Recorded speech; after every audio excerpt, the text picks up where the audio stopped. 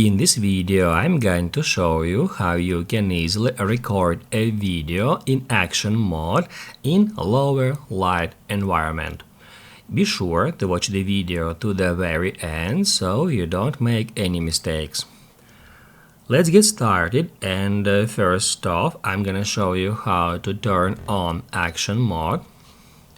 Once you are at video mode, right over here at the top right corner, you can easily find that action mode icon, and we can easily enable it. It says action mode here. We can easily enable it by tapping at that icon. If icon looks like that with that yellow background, it means that action mode is now active. By tapping at that icon, you can turn it on or turn it off. However, right now it says that more light is required for that mode to work properly. Now let me show you how we can easily fix that issue. Basically, guys, first off, we need to get into settings. On settings, just scroll down until you find the camera settings.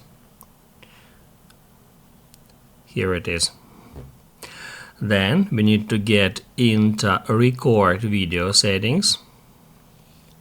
And if we scroll down a bit, we can easily find action mode lower light setting. All we have to do, guys, is just turn it on.